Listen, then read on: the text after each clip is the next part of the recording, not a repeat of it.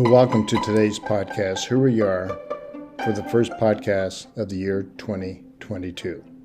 I just pray that everyone's year for 2022 is a real blessing for them. Today we're going to be talking about relationships, and we're studying out of the book of Proverbs, chapter 27, verse 17 through 18. And here's what it says. As iron sharpens iron, so a friend sharpens a friend. As workers who tend a fig tree are allowed to eat the fruit, so workers who protect their employer's interest will be rewarded. Now, if you remember, we've been talking about really the four rare things that leaders often forget. We talked one week about responsibility, and then the following week about accountability. This week, we'll be talking about relationships. And next week, we'll be talking about being an encourager. But let's get back to relationships. Remember 1 John 1:18. If we claim we have no sin, we are only fooling ourselves and not living the truth. So our ironing out friends has to work both ways, because the counselor and the counselee both can help each other. So the relationship has to work both ways. Keep that in mind.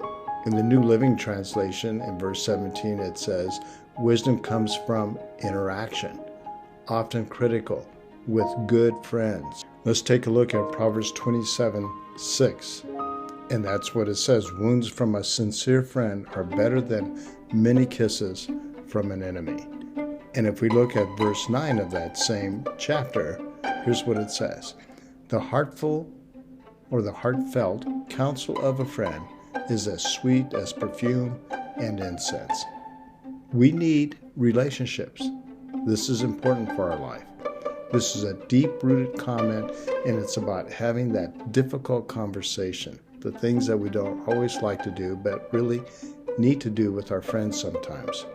The world's way is man up, tough love, confrontation.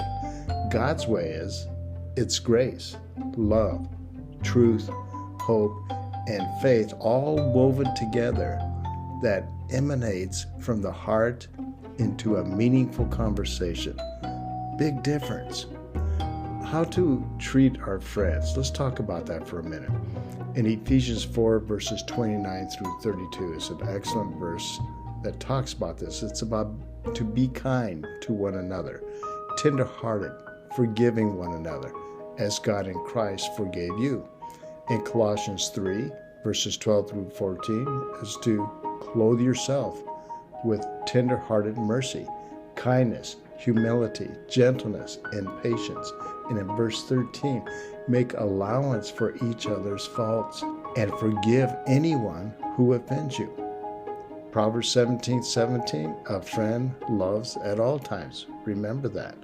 Proverbs 19:20, listen to advice and accept instruction that you may gain wisdom in the future.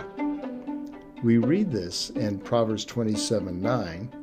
It says to give heartfelt counsel from the heart, or in spiritual love. This is awesome teaching, I have to say, especially for me. I'm learning as I'm teaching or sharing with you. Here's another important fact. An employer values loyal workers who protect their employer's interests. It's kind of like saying it works both ways. Wise employers give their workers incentives to be loyal, such as allowing them to eat the fruit. You read this all through the Bible. I'll let you read on your own, but take a look at Deuteronomy 25, verse 4, and 1 Corinthians 9, verses 7 through 10, and 1 Timothy 5, verse 17 through 18. And then take a look at Luke 12, verses 42 through 44, and 2 Timothy chapter 2, verse 6. This is all about incentives. And I think it's good that employers give incentives for employees to perform well. One of the best investments an employer can make is to allow the employees to invest in their company. We see this time and time again with other big companies. Company owners that provide benefits, yes, it's competition, but it's also complementary to get vacation, overtime pay, health care, employee discounts. This is all about relationship with the company and their employer and the employees. The 10 commandments for difficult conversation are as follows.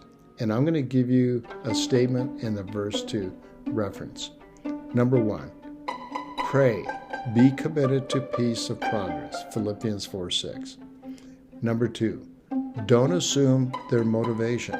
Proverbs 20, verse 5. Number 3, do not let the sun go down while you are still angry. Ephesians 4, verse 26 through 27. I make that a habit daily. When I go to bed at night, did I offend anyone? And if I did, I want to clear the air that night, even if I have to send them a quick text. I think it's important. Here's the 4th point. Deal with problems privately. Matthew 18, verse 15. Don't do it in front of people. You're going to embarrass them, and you're going to get a lot of pushback that goes with that. Number 5, listen before answering. James 1, verse 19. Listening is an important skill to learn. Number 6, tame your tongue. Proverbs 12, verse 18. This all goes towards building good relationship, folks. Number 7, ignore petty insults. Proverbs 12, verse 16. We don't need it. You don't like it, so why would you dish it out? Number 8, seek a win-win solution. Philippians 2, verse 4. That sounds very simplistic, but it's hard to find. When you're looking for a win-win solution, then you both have to sit there with a lot of give and take. That's called negotiating. Number 9, try forgiveness. Luke 6, verse 37. Forgiveness is one of the key elements to all of this. If you don't have forgiveness for how you were offended or may have been perceived, you're not going to get anywhere. Try forgiveness. And lastly, number 10, overcome wrong with good.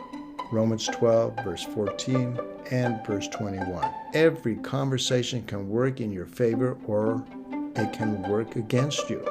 I choose to be the optimistic. Sir Winston Churchill said, the pessimist sees the difficulty in every opportunity. The optimist sees the opportunity in every difficulty. Grace alone or truth alone can have a negative effect in a confrontation, but having the two together neutralizes the negatives. Grace and truth have to go hand in hand. Jesus was the perfect combination of these two elements of growth. Jesus' approach was superior to that of the law and of Moses. For the law was given through Moses, grace and truth came through Jesus Christ. You read that in John 1:17. John 1:1 says, in the beginning was the Word, and the Word was with God, and the Word was God. People need both grace and truth in relationships with God and with each other. Think about a time when someone told you the truth without love. You probably felt attacked or judged or condemned, and then defensive. No matter how accurate the truth, it hardly matters because the hurtful feeling erased the truth in the confrontation. In good boundary conversations, truth needs grace for the person to safely receive and digest the information. Grace comforts us and keeps us safe and loved, but it doesn't provide reality, structure, direction, or correction. You may have come away from the encounter feeling refreshed and encouraged, but without the path or insight to know what to do next. Truth neutralizes that problem and provides the way we need. Keep in mind that the other person needs both, just as you do. Remember that even though you might be upset with someone, his ability to take in the truth will also require love and grace, just as yours does. Our intent is not to fix, straighten out, or punish. It is to provide enough amount of truth and grace to reconcile and solve the problem. That's building relationships. Lead with grace, though. It is always best to start with grace, as it sets the stage for the other person to be able to tolerate the truth. For example, tell the person, Before we get into the topic, I want you to know I really care about you and about us. I want us to be better, and I want us to be on the same team. I hope I can convey that with you, even when we talk about the problem. That's just an example. Maybe it sounds a little plastic initially, but I think you're getting what I'm trying to say. We've got to come in with tenderness and showing that you are genuine, sincere, and care about them. Keep both elements present in the same time. Keep grace and truth integrated and woven together in your conversation. As much as possible, avoid the tendency to have a grace part and then a truth part of the talk. Otherwise, it could seem like two different and inconsistent talks. When you're confronting, sprinkle in care. And when you're caring, sprinkle in truth. In your effort to stay neutralized, keep grace and truth friends with each other and not adversaries. Look to God and His example of keeping the two aspects of life together. Psalms 85:10 says, "Love and faithfulness meet together. Righteousness and peace kiss each other."